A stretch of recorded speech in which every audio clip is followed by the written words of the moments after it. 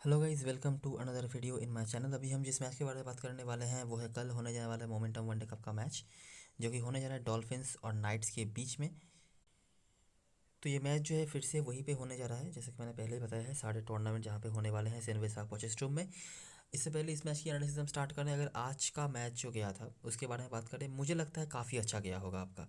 अगर आपने वीडियो देख के टीम बनाई होगी, कुछ बहुत ही यूनिक हमने पंट्स के बारे में बात कर रहे थे जिनका सिलेक्शन परसेंटेज महज 4-5% भी नहीं था, लेकिन उन्होंने बहुत ही अच्छा परफॉर्मेंस करा, इधर विद द बैट और विद द बॉल और विद द बोथ। जो जो चीज़ें मैंने कही थी, जो जो चीज़ें होती हैं और आपने नोटिस करा, वही चीज़ें हुई। डॉल्फिन्स का मैंने कहा था टॉप ऑर्डर से रॉयल अफसन को छोड़कर कोई भी उस तरह से परफॉर्म नहीं कर पाते हैं, नहीं हुआ। लोअर मिडिल ऑर्डर में मैंने कहा कंसंट्रेशन देने को, वही हुआ। मैंने कहा था डॉल्फिन्स की टीम की मुझे स्ट्रेंथ जो है काफ़ी ज़्यादा नज़र आ रही है, वही हुआ। कुछ इंडिविजुअल प्लेयर्स के नाम मैंने बताए थे, उनमें से ही बहुत सारे प्लेयरों ने परफॉर्म करा भी। तो जो जो चीज़ें हमने कही थी लगभग सही ही कही हैं चीज़ें, हालांकि सब चीज़ें तो सही नहीं कही हैं और ये आप एक्सपेक्ट कर भी नहीं सकते हैं इस साल मोमेंटम वनडे कप में, ये मैंने पहले ही बता दिया है। तो आई होप आप सभी का अच्छा गया होगा। तो विथ पॉजिटिव मोटिवेशन स्टार्ट करते इस मैच की एनालिसिस। ये मैच नाइट्स और डॉल्फिन्स के बीच में होने जा रहा है। पिछले सीज़न में नाइट्स ने 34 रन पे ख़त्म किया था, शुरुआत थोड़ा सा स्लो था उनका, लेकिन टूर्नामेंट ख़त्म होते होते उन्होंने काफ़ी अच्छा पेस पकड़ लिया था। नाइट्स के बारे में अगर मैं थोड़ा आइडिया आपको दे दूँ, एज ए बैटिंग साइड ये कभी भी अच्छे नहीं थे, ठीक है। ये मैं पिछले 2-3 साल के एक्सपीरियंस से कह रहा हूँ, ऐसे बैटिंग साइड कभी भी उस तरह की मतलब बड़े कोई बैट्समैन उनकी टीम में नहीं रहे हैं। पिछले सीज़न में जैकस नीमैन खेल रहे थे कुछ मैचों में, कुछ कुछ ही इनिंग्स में उन्होंने बहुत ही ताबड़तोड़ इनिंग्स स्टार्ट किया था और कुछ बड़े पारियाँ खेले थे, लेकिन कंसिस्टेंसी कुछ नहीं था उनके पास। एंडीज गाउस का नाम आपको दिख जाएगा अगर आप लीडर बोर्ड चार्ट में देखेंगे नाइट्स की तरफ से, लेकिन इनके दो जो बड़े इनिंग्स आए थे, दो ही आए थे टाइटंस के अगेंस्ट में। कंसिस्टेंट स्कोरर हैं ऑफ कोर्स, लेकिन बड़ा इनिंग्स खेलने की जो एबिलिटी है वो उनके पास उतना नज़र नहीं आया है। इसके सिवाय जिन जिन बैट्समैनों के ऊपर उतना ज़्यादा भरोसा किया था नाइट्स वालों ने, उस तरह से कुछ कुछ कुछ खास उनका हुआ नहीं था। लेकिन जो चीज़ उनके लिए बहुत सही गई थी वो थी उनकी बॉलिंग। पिछले सीज़न में उन्होंने सॉन वॉनबर्ग को साइन किया था, जिन्होंने बहुत ही बढ़िया बॉलिंग कराया। इसके सिवाय एम्बुलेलो बुदासा, ओटनिल बार्टमन जो इनकी टीम के होकर खेलते थे, अभी डॉल्फिन्स की टीम में आ चुके हैं। तो इन्होंने काफ़ी अच्छी गेंदबाजी कराई हुई थी और रिजल्ट्स भी काफ़ी हद तक उन्होंने अपने सपोर्ट में लाए थे, अपने बॉलिंग के ऊपर डिपेंड करके। तो जो चीज़ मैंने यहाँ पे आपको नाइट्स के बारे में बताया, यही चीज़ आपको फिक्सचर में भी देखने को मिलेगा कि नाइट्स की बैटिंग जो है ना, इस फिक्सचर में कभी भी अच्छी खासी नहीं हुई है। लेकिन एक चीज़ जो कुछ हद तक नाइट्स की तरफ से गया है वो है उनकी बॉलिंग। तो इसीलिए दोनों ही तरफ से बैटिंग उस तरह से अच्छा नहीं हो पाया है, ये हिस्ट्री है, ठीक है। तो डायरेक्टली आ जाते हैं और देखते हैं जब ये दोनों टीमें आमने सामने होती हैं तो क्या होता है। तो ये है पहला मैच, 233 बना था, ठीक है। मोकोवेना जो ओपनिंग करते हैं, उसके बाद क्रूगर नीचे से, पहलुक वायो ये इन्होंने 3 विकेट निकाला था। उसके बाद डॉल्फिन्स की तरफ से देखिए कोई भी टॉप ऑर्डर से परफॉर्मेंस नहीं, मुथुसामी, पहलुक वायो, फ्लाइडिंग नीचे से, और बॉलिंग में कुछ परफॉर्मर्स थे। 233 रन का टारगेट था, वो भी चेज़ नहीं हुआ। अच्छा, अगला मैच 254 फॉर 9, गाउस, पीटरसन और नीचे से मैकलारन थे। फ्राइलिंग के यहाँ पर भी विकेट, मुथुसामी के कुछ परफॉर्मेंस यहाँ पर थे और ये कुछ विकेट टेकर्स थे। डॉल्फिन्स ने 27 ओवर में 139 रन बनाया था और डकवर्थ लगने के बाद ये वो मैच जीत गए। यहाँ पर भी ज़्यादा रन नहीं बने, ये मैच पूरा नहीं हुआ तो ज़्यादा बातें नहीं कर सकते हम। उसके बाद ये 25 ओवर का मैच हुआ था, यहाँ पर ये एक लौता मैच था जहाँ पर नाइट्स की टीम जीती थी। तो अभी तक 50 ओवर का कोई मैच, इवन मतलब जो मैचेस कंप्लीट हुए हैं उनमें से कोई भी मैच नाइट्स नहीं जीत पाई है डॉल्फिन्स के अगेंस्ट में। तो यहाँ पर भी वही चीज़ आपको देखने को मिलेगा, नीचे से क्रूगर और मैकलैरन ने यहाँ पर परफॉर्म करा, मुथुसामी यहाँ पर भी कुछ ना कुछ कंट्रीब्यूशन रख रहे हैं। ऑफकोर्स डॉल्फिन्स चेस तो नहीं कर पाई, यहाँ पर वैन शाल्क ने 5 विकेट निकाले थे। इस ग्राउंड पे ऑफकोर्स इन दोनों टीमों के बीच में कोई मैच नहीं हुआ है, वो होने का था भी नहीं। तो वो अगर आप ढूंढने की कोशिश कर रहे हैं तो नहीं मिलेगा आपको। लेकिन जो चीज़ नोटिस कर सकते हो आप, ये मैच 25 ओवर का था, तो थोड़ा सा नाइट्स का बैटिंग जो है काफ़ी मतलब काफ़ी अच्छा हुआ, थोड़ा नहीं काफ़ी अच्छा हुआ। लेकिन जोन ऑफ स्कोर जो है वो मिडिल ऑर्डर का ही है। डॉल्फिन्स की तरफ से अभी भी हमें कोई ओपनर का बड़ा स्कोर देखने को नहीं मिला है। ये एरवी का एक इनिंग्स, इसको छोड़कर एरवी कंसिस्टेंट स्कोर रहे हैं, उनको छोड़कर उस तरह से हमें कुछ देखने को नहीं मिला है डॉल्फिन्स के टॉप ऑर्डर से। यह है सेकंड लास्ट मैच। देखो, डॉल्फिन्स ने पूरा बैटिंग करा अपने घर पे, वो भी 209 रन बनाए। टॉप स्कोरर कौन? प्रेनालिन सुब्राइन जो नीचे बैटिंग करते हैं, स्पिनर हैं टीम के। इसके सिवाय एकरमैन के कुछ रन्स। बॉलिंग में ये कुछ विकेट टेकर्स थे। नाइट्स की बैटिंग और भी गई गुजरी थी। ताहिर, मुंगरू, महाराज, इन्होंने यहाँ पर विकेट निकाले और फ्राइलिंग यहाँ पर भी। और आखिरी जो मैच हुआ, नाइट्स की बैटिंग फिर से ध्वस्त हो गई। फिर से महाराज और फ्राइलिंग और मुतुसामी। तो फ्राइलिंग और मुतुसामी यहाँ पर आपको कंसिस्टेंट परफॉर्मर के तौर पे दिख रहे हैं। डॉल्फिन्स ने चेज़ कर लिया। चलिए, कुछ जैसे हो तैसे हो, उन्होंने चेज़ तो कर ही लिया। रॉयल ऑप्शन थे यहाँ पे और ये कुछ बॉलर्स थे जिन्होंने विकेट वगैरह निकाले। तो फिक्सचर ये कह रहा है कि रन्स यहाँ पे ज़्यादा बने नहीं हैं, नाइट्स की तरफ से तो कतई नहीं है। एक ही बार उन्होंने ज़्यादा स्कोर बनाया था जो मैच 25 ओवर का था। उसके बाद से तो हमें मतलब 150 के नीचे भी उनको ऑल आउट होते हुए देखा है, और वो भी लगातार 2 बार पिछले मतलब रिसेंट जो 2 मैचेस हुए हैं वहाँ पे कुछ इंडिविजुअल परफॉर्मर्स आपके सामने आए हैं। आई होप आपने वो चीज़ें नोटिस करी होंगी। डॉल्फिन्स की बैटिंग भी बहुत खास नहीं हुई है। उन्होंने भी जब पहले बैटिंग करी है तो 209 यहाँ पर बनाया है, और उनको बैटिंग फर्स्ट करने का मौका नहीं मिला। और यहाँ पर 233 का टारगेट, 34 का टारगेट था, उसको चेज़ नहीं कर पाए। उसके बाद 150 पर निपट जाना, ये सब चीज़ें डॉल्फिन्स के साथ भी हुई है। लेकिन नाइट्स की बैटिंग कंसिस्टेंटली ख़राब रही है। कुछ मैचों में डॉल्फिन्स ने फिर भी बैटिंग में चेज़ करके जीता है, लेकिन नाइट्स की बैटिंग के साथ ये चीज़ हम कह नहीं सकते। ठीक है, तो ये है चीज़। अगर आप मतलब हेड टू हेड फिक्सचर के बारे में कुछ कहना चाहते हैं तो इंडिविजुअल परफॉर्मर्स की बात करें तो सारिल इरवी का परफॉर्मेंस अच्छा था, और एक लौते परफॉर्मर हैं डॉल्फिन्स के बैटिंग में जो टॉप ऑर्डर से कुछ कंट्रीब्यूट करते हुए नज़र आए हैं और कंसिस्टेंट नज़र आए हैं। नाइट्स की तरफ से सिर्फ पैट्रिक क्रूगर का नाम है। डॉल्फिन्स की तरफ से बॉलिंग में मुतुसामी और फ्राइलिंग जो आपने देखा, और यहाँ पे नाइट्स की तरफ से बेन स्टोक्स जो अवेलेबल नहीं है। ग्राउंड के बारे में मैं चीज़ें बता चुका हूँ आखिरी मैच डे वीडियो में भी, यहाँ पर भी बता देता हूँ कि डॉल्फिन्स ने एज ए बैटिंग साइड यहाँ पर अच्छा ही करा हुआ था। हालांकि एक मैच वो जीते हैं, एक मैच वो हारे हैं। जहाँ पर ज़्यादा रन बनाया था वहाँ पर वो जीते हैं, जहाँ पर थोड़ा कम रन बनाया था वहाँ पर वो हारे हैं। आज के मैच में आपने नोटिस करी होगी कि बहुत ज़्यादा रन वो नहीं बना पाए थे, 250 के भीतर ही स्कोर था। टॉप ऑर्डर से रॉयल ऑप्शन और नीचे से मुतुसामी ने अच्छी बैटिंग करी, और पहलू वायो ने कुछ रन बनाए थे। इसके सिवाय कोई भी शायद 15 रन का मार्क भी क्रॉस नहीं कर पाया था उस तरह से, एकरमैन को छोड़कर। तो ठीक ठाक हुआ था। और बॉलिंग में फिर से मुतुसामी के साथ रुआन डेशवार्ड, फ्राइलिंग वगैरह ने अच्छी गेंदबाजी कराई हुई थी। अच्छा, एक चीज़ है, पहलू वायो ने आज अपना जो है पूरा स्पेल ख़त्म नहीं करवाया था। अभी उनको कोई इंजरी वगैरह हुई थी। अभी वो इंजरी कितना सीवियर है ये तो हमें कल पता चलेगा, लेकिन ये एक चांस है कि फेलू वायो कल के मैच में रेस्टेड हो जाए, क्योंकि अभी भी काफ़ी हेक्टिक सीज़न है। अगर कोई इंजरी वगैरह उनको है तो मुझे नहीं लगता कि कल के मैच में टीम उनको रिस्क लेगी। तो ये एक चीज़ हो सकता है जिसके लिए आप तैयार रह सकते हो। तो यही कुछ। और नाइट्स ने पिछले 3 सीजनों में कोई भी मैच इस ग्राउंड पे नहीं खेला है, तो उस हिसाब से हम कुछ कह नहीं सकते। प्लेइंग 11 की बात करें तो डॉल्फिन्स के होकर, जैसे मैंने आपको बताया कि एक चेंज अगर टीम चाहे तो कर सकती है। पहलू वायो को मतलब रेस्ट देके उनके जगह पर लेने लायक प्लेयर्स में से यहाँ पे ईथन बॉश हैं, दज्जन है, और एरलांग का भी ऑप्शन है जो proper like to like changes हो सकते हैं। एरलांग मुझे लगता है एक प्रॉपर ऑप्शन हो सकते हैं, क्योंकि एकरमैन कभी भी ओपनर तो है नहीं। अभी उनको ओपनिंग पे भेजा जा रहा है, मिडिल ऑर्डर को थोड़ा सा हल्का कर दिया गया है। अभी डेली डेली मुतुसामी कुछ करेंगे, फेलुक वाला कुछ करेंगे, ये ज़रूरी नहीं। तो ये एक चेंज कर सकती है टीम कि एकरमैन को अपने यूजुअल पोजीशन पे वापस लाए और एरलांग से ओपनिंग करवाएं, जहाँ से वो ओपनिंग करते भी हैं। इसके सिवा ईथन बॉश का भी ऑप्शन है जो लोअर मिडिल ऑर्डर में अच्छी खासी बैटिंग कर लेंगे, अगर मतलब ज़रूरत पड़े फेलुक को ड्रॉप करने का तो। अच्छा, ओटली बाटमैन अपने पुराने टीम के अगेंस्ट में खेलने आ रहे हैं, ये चीज़ ध्यान में रखना। आज के मैच में विकेट लेस गए थे, 4 ओवर से ज़्यादा उनको बॉलिंग भी नहीं मिली थी, ये भी एक पॉइंट है। लेकिन इनके पास एबिलिटी है बंचेस में विकेट निकालने का। तो अगर आप थोड़ा रिस्क लेना चाहते हो इनके किसी स्ट्राइक बॉलर से, क्योंकि देखिए बाकी जो बॉलर्स हैं, किरविन मुंगरू को छोड़कर सुब्रायन, फ्राइलिंग, मुतुसामी, पेलुक वायो, रुवन डेशवार्ट, सारे के सारे ऑलराउंडर्स ऐसे में लिस्टेड हैं। ठीक है, तो अगर आपको बॉलरों में से किसी पे देखना है मुंगरू छोड़कर, तो ऑफकोर्स बाटमैन का ऑप्शन है, ये काफ़ी डिसेंट ऑप्शन बन सकते हैं। नाइट्स की तरफ से बात करी जाए तो मोस्ट प्रोबेबली ग्रैंट मोक्वेना ओपनिंग करेंगे। ये बिल्कुल भी कंसिस्टेंट प्लेयर कभी भी नहीं रहते हैं, मतलब जिस दिन चलते हैं उस दिन काफ़ी लंबा खींच देते हैं, और जिस दिन नहीं उस दिन बिल्कुल खाली। लेकिन अभी मुझे लगता है कि और कोई जेनुइन ओपनर का ऑप्शन है भी नहीं नाइट्स के पास। तो हो सकता है कि मोकोवेना के साथ ही ओपनिंग करवानी पड़े। अगर इनके जगह पर कोई और भी ओपनिंग करने आ जाता है तो भी हैरत मत होइएगा। चांसेस ये भी हैं कि गाउस ओपनिंग करें, लेकिन अभी के लिए मैं ये पकड़ के चल रहा हूँ कि मोकोवेना ओपनिंग करेंगे स्नीमन के साथ। स्नीमन एक ऐसे प्लेयर हैं, इनको कोई परवाह नहीं पड़ता किस तरह का फॉर्मेट है, क्या सिचुएशन है, ये अपना नॉर्मल गेम खेलते हैं। ठीक है, हो सकता है बहुत ज़्यादा गेंद ये नहीं खेले, लेकिन जब तक खेलेंगे एक स्ट्राइक रेट का बोनस आपको देखे जाते हैं।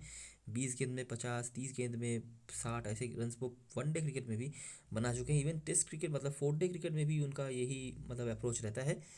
तो पिछले सीजन में भी उन्होंने काफ़ी ऐसी ऐसी ही अप्रोच के साथ काफ़ी लंबे लंबे इनिंग्स खेले हुए थे। हालांकि इस बार डॉल्फिन्स की बॉलिंग है और रिकॉर्ड भी कुछ खास अच्छे हैं नहीं नाइट्स का बैटिंग से इस फिक्चर में, तो हो सकता है कि उतना ईजी नहीं हो इनकी तरफ से। एंडिस गाउस एक और कंसिस्टेंट स्कोरर माने जाते हैं, मतलब 30-35 रन तो वो बना ही देते हैं, लेकिन लंबी इनिंग्स उनसे आप ज़्यादा उम्मीद नहीं रखें तो ही बेहतर। पिछले सीजन में टाइटन्स के अगेंस्ट में दोनों ही इनिंग्स पे शायद उन्होंने रन बनाया हुआ था, और मैंने पहले ही बताया हुआ है कि Titans as a bowling side कैसी रही है पिछले सीजन में। उसके बाद Petrus van Wijlon 4 day matches में तो बेटर फॉर्म पे थे, लेकिन जितना मैंने ऑब्जर्व करा है इनका कि लिमिटेड ओवर क्रिकेट में ये उतने अच्छे प्लेयर नहीं माने जाते हैं। T20 क्रिकेट में लेकिन अच्छा करते हैं, लेकिन 50 ओवर क्रिकेट में उनके उतने कंसिस्टेंट परफॉर्मेंस नहीं रहते हैं। फरहान बेहरदीन हो सकता है थोड़ा नीचे भी आ जाए, एज ए फिनिशर भी काम पे आ सकते हैं। अपने करियर के क्लाइमैक्स पे आ चुके हैं, बहुत ज़्यादा रिकॉर्ड इनके बारे में नहीं है बताने लायक, लेकिन सेफ पिक है, अगर आप चाहो तो ले सकते हो। उसके बाद मुझे लगता है फेरिस्को एडम्स, पैट्रिक क्रूगर और पैट्रिक बोथा, इन तीनों में से कोई दो खेलेगा। ठीक है, पैट्रिक क्रूगर को टीम जनरली बैठाती नहीं है, तो ये भी ओपनिंग कर सकते हैं, ये एक ऑप्शन है। पैट्रिक क्रूगर ने पास्ट में ओपनिंग करी हुई है, तो अगर टीम चाहे तो मोकोवेना की जगह पर पैट्रिक क्रूगर को ओपनिंग करवा के फेरिस्को एडम्स और पैट्रिक बोथा दोनों को खिला सकती है। तो ये भी एक अपॉर्चुनिटी है। फेलिस्को एडम्स जनरली बैटिंग ऑलराउंडर है, मिडिल ऑर्डर में बैटिंग करते हैं, थोड़ा बहुत बॉलिंग करवा लेते हैं, और पैट्रिक बोथा भी वही है, लेकिन ये प्रॉपर बॉलिंग करवाते हैं और मिडिल ऑर्डर में बैटिंग करते हैं। उसके बाद दुआन जेंसन, एम्बुलेलो, बुदासा, मोथवा और मोहाले में से कोई एक। सॉन वॉर्नबर्ग, मुझे लगता है 90% जनता इनको लेने वाली है, और मैं आपको बिल्कुल भी सजेस्ट नहीं करूँगा कि इनको ड्रॉप करें। इनके पास एबिलिटी है बंचेस में विकेट निकालने का, और ये कभी भी किसी भी सिचुएशन में विकेट निकालने की एबिलिटी रखते हैं। Duan Jansen left arm fast bowler होंगे, और अगर आप नोटिस करेंगे तो सामने वाली टीम में आपको काफ़ी हद तक राइट हैंडर बैट्समैन दिख जाएंगे जो इनके सामने एक्सपोज्ड हो सकते हैं। उसके बाद एम्बुलेलो बुदाजा पिछले सीजन में कमाल के फॉर्म पे थे, इवन इस सीज़न में भी वो अच्छा करके आए हैं 4 डे मैचेस में। अल्फ्रेड मोथवा और कागिशो मोहाले में से कोई एक। इस टीम में ऐसे बहुत सारे प्लेयर्स हैं ना, बॉलिंग से मैं कहूँगा, जो किसी भी टीम के लिए बहुत इंपॉर्टेंट रोल प्ले कर सकते हैं। कागिशो मोहाले, मोलेट साने, वैन हियर्डन, वाइट हेड, ये सारे के सारे लीडर बोर्ड प्लेसर हैं। अगर मुझे नाम बताना पड़े तो मैं पहले मोहाले का नाम लूँगा, उसके बाद वाइट हेड का। ये दोनों ने बहुत ही बढ़िया बॉलिंग कराई हुई है रिसेंटली, जो लोअर लेवल क्रिकेट हुआ था वहाँ पे पिछले सीजन में भी कराई हुई थी। वाइट हेड थोड़ी सी बैटिंग भी कर सकते हैं, लेकिन मोहाले जेन्युइन बॉलर हैं। ओपनिंग बॉलिंग पे नहीं आएंगे, लेकिन नंबर 3 तक ये बॉलिंग पे आ जाते हैं, और इनके पास एबिलिटी है बंच में विकेट निकालने का। तो बुदाजा को छोड़कर अगर आपको कोई बेटर स्ट्राइक बॉलर का ऑप्शन चाहिए नाइट्स की तरफ से तो मोहाले, और अगर वाइट हेड खेलते हैं तो ये दोनों ऑप्शन डिसेंट हो सकते हैं। ठीक है, और वैसे भी आपने देख ही लिया कि ऐसे बैटिंग साइड डॉल्फिन्स ने भी बहुत अच्छा नहीं करा हुआ है हिस्टोरिकली, तो अगर अकॉर्डिंग टू ट्रेंड इनका नंबर तो भी आ जाना चाहिए। तो अगर समराइजेशन करें तो जो जो चीज़ें हमें देखने को मिली है कि इस फिक्सचर में बहुत ज़्यादा टोटल बने नहीं हैं, और इसीलिए हम बॉलर्स पे ही ज़्यादा कंसंट्रेट करेंगे कल के मैच में जब टीम बनाने जाएंगे अकॉर्डिंग टू ट्रेंड। और हो सकता है बड़ी लीग के लिए या फिर स्मॉल लीग में भी अगर आप रिस्क ले सकते हो तो कैप्टन वाइस कैप्टन की ऑप्शन आपके पास बॉलर से ही आए। डॉल्फिन्स के होकर एरवी को छोड़कर कोई भी ओपनर उस तरह से अच्छा नहीं कर पाया, और ये चीज़ हमने देखी भी है, एकमात्र उनका ही रिकॉर्ड है वैसे डॉल्फिन्स की तरफ से। नाइट्स के होकर भी सीन वही है, कोई भी बैट्समैन पिछले 6 मैचेस की अगर हम बात करें तो 40 का आंकड़ा क्रॉस नहीं कर पाया है, अगर मैं बहुत गलत नहीं हूँ तो छठा जो मैच था यहाँ पर रॉयनार्ड वेंटोंडर का 40 ही था, तो 40 का आंकड़ा अभी भी क्रॉस नहीं कर पाई है कोई भी बैट्समैन। मोस्टली रन्स जो आए हैं वो मिडिल ऑर्डर लोअर मिडिल से आए हैं। ग्राउंड के बारे में मैंने पहले भी बता दिया था पिछले मैच वीडियो में कि जहाँ पर ज़्यादा रन बनते नहीं हैं, अनलेस कि बीच में कोई एक आध बड़ा शतक आ जाए तो 300 रन यहाँ पर काफ़ी ज़्यादा होते हैं, नहीं तो 280 प्लस यहाँ पर विनेबल, काफ़ी अच्छा विनेबल स्कोर में है। आज के मैच में भी आपने यही देखा, 250 के भीतर ही टीम निपट गई थी, लेकिन चेजिंग टीम के लिए दिक्कतें खड़ी हो गई। और एक और चीज़ जो है कि यहाँ पर हर तरह के बॉलर्स को ही हेल्प मिलता है, बॉलर के लिए काफ़ी कुछ है, पेसर्स को तो विकेट मिलता ही है, लेकिन जब भी बात बैटिंग कोलैप्स की आती है वहाँ पर स्पिनर्स का रोल आ जाता है, और इसीलिए मैंने कहा था कि दोनों ही टीमों की तरफ से मेन जो स्पिनर्स हैं उनको प्रायोरिटी देना। और बैटिंग फर्स्ट टीम यहाँ पर ज़्यादा से ज़्यादा जीतती है अनलेस कि बहुत कम स्कोर नहीं बने। कैप्टन वाइस कैप्टन चॉइस की बात करें तो फेलुक बायो के साथ रॉयल अफसन अभी सेफ टीम में है, मुत्तुसामी, उसके बाद रुवन डेशवार्ड अभी थोड़ा सेफ पिक में आए हैं, लेकिन अभी भी थोड़ा लोग कम इनकी तरफ जा रहे हैं फ्राइलिंग को लेने के चक्कर में। फ्राइलिंग के इस फिक्चर में हालांकि काफ़ी अच्छा परफॉर्मेंसेज हैं। उसके बाद एक्करमैन और मिलर। नाइट्स की तरफ से स्नीमन और बिहारडीन अभी सेफेस्ट टीम में होंगे। बिहारडीन टीम में तो सभी रख रहे हैं, लेकिन मुझे लगता है कैप्टन वाइस कैप्टन को ये बनाएंगे इनको, लेकिन हाँ टेकेबल प्लेयर हैं। उसके बाद वैन बेजटन और वॉनबर्ग। रिस्क लेना है तो बुदाजा और मोहाले में से कोई एक बॉलरों में से, और पैट्रिक बोथा। अगर आपको एक प्रॉपर स्पिनिंग ऑलराउंडर चाहिए नाइट्स की तरफ से तो ये एक ऑप्शन आपके लिए बन सकते हैं। तो ये रही सारी चीज़ें। अभी एक बार देख लेते हैं ड्रीम 11 की टीम। तो ये जो टीम है ये थोड़ा सा ऑड तो नज़र आ रहा है, लेकिन बिल्कुल ट्रेंड के हिसाब से मैंने बनाया है, आप नोटिस कर सकते हो। मुत्तुसामी, फ्राइलिंग जिनके रिकॉर्ड्स अवेलेबल हैं, हमेशा ही कुछ ना कुछ करते हैं इस फिक्सचर में। रुआन स्क्वाड बॉलिंग से काफ़ी अच्छा करवा रहे हैं, और आप ऐसे किसी प्लेयर को यहाँ पे बेस्ट नहीं कर सकते डॉल्फिन्स की तरफ से जो मिडिल ऑर्डर में बैटिंग भी कर रहे हैं और पूरी ओवर की बॉलिंग भी करवा रहे हैं, क्योंकि नाइट्स के अगेंस्ट में पूरी ओवर की बॉलिंग काम पे आ जाएगी, और ट्रेंड के हिसाब से डॉल्फिन्स का रन जो है वो middle order lower middle order पे भी आता है। तो बैटिंग से तो नहीं शायद, लेकिन बॉलिंग से आप इनसे उम्मीद रख सकते हो, और सबसे बड़ी बात ये इन्फॉर्म प्लेयर हैं, तो मुझे तो कोई लॉजिक नहीं है इनके ड्रॉप करने का। पेहलू भाई एक ऐसे प्लेयर हैं जिनका कोई रिकॉर्ड वगैरह अवेलेबल नहीं है, बॉलिंग से बहुत खास कुछ इन्होंने नहीं करा, लेकिन बैटिंग अच्छी खासी कर लेते हैं। ये एक प्लेयर हैं जिन पर आप रिस्क ले सकते हो, क्योंकि नाइट्स की बॉलिंग जो है यह काफ़ी अच्छी है। ठीक है, और अगर मुझे कंपैरिजन करना पड़े कि रुआन डेशवार्ड और फेलुक भाई में से कौन बेटर है बॉलिंग पे, तो मेरे लिए रुआन डेशवार्ड बेटर है बॉलिंग से, लेकिन बैटिंग से क्योंकि बेटर हैं फेलुक भाई, और आज के मैच में मुझे डॉल्फिन्स के किसी बैट्समैन पे प्रायोरिटी नहीं देनी है, तो आप फेलुक भाई को रिस्क ले सकते हो। लेकिन रिस्क होगा, याद रखना सिलेक्शन परसेंटेज काफ़ी हाई है इनका, बहुत हाई है, मेरे ख्याल से 90% लोगों ने दे रखा है, तो ये एक चीज़ आप कर सकते हो। इसके सिवाय बॉलर में बहुत सारे ऑप्शंस हैं जो मेरे को लेने थे, लेकिन मैं ले नहीं पा रहा। बुदाजा को तो लेना ही है वॉनबर्ग के साथ, और यहाँ पर मुंगरू को मैंने ले रखा है। इसके सिवाय भी मेरे पास दुआन जॉनसन का ऑप्शन है, वाइट हेड का ऑप्शन है, इसके बाद यहाँ पे बाटमन का ऑप्शन है, मोहाले का ऑप्शन है। ये बहुत सारे ऑप्शन हैं जिनको मैं ले सकता हूँ, और इनको अगर आपको लेना है तो यहाँ से इधर एक ऑलराउंडर को ड्रॉप करो, या फिर मुंगरू के जगह पर आप ले सकते हो, लेकिन वो भी रिस्क हो जाएगा। बैट्समैन सेक्शन में मैंने मिनिमम प्लेयर्स को ही रखा है, और जो सेफर हैं उनको ही रखा है। कीपर सेक्शन में रॉयल ऑप्शन बेटर ऑप्शन है, बेस्ट ऑप्शन है, यही कह सकते हैं आप। हालांकि बॉलिंग जो है वो नाइट्स की काफ़ी डिसेंट है, और रॉयल ऑप्शन का फॉर्म उतना अच्छा नहीं था।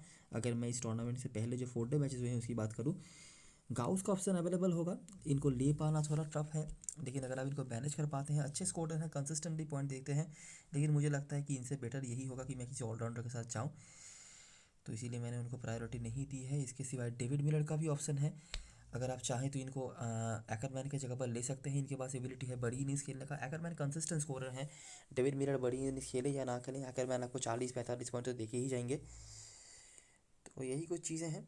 कैप्टन वाइस कैप्टन चॉइस की बात करें तो मुझे लगता है डॉल्फिन्स के किसी बॉलिंग ऑलराउंडर के साथ जाना बेटर हो सकता है, क्योंकि देखिए बॉलिंग जो वो तो करवाएंगे ही, नाइट्स की बैटिंग अच्छी नहीं है तो मोस्टली उनको विकेट्स पूरे पूरे मिल जाएंगे, और डॉल्फिन्स की बैटिंग क्योंकि अच्छी नहीं हुई है तो क्या पता उनके पास प्रॉपर बैटिंग भी आ जाए, तो उस हिसाब से मुत्तुसामी, रुआन डेशवार्ड और फाइलिंग आपके लिए बेटर ऑप्शन हो सकते हैं।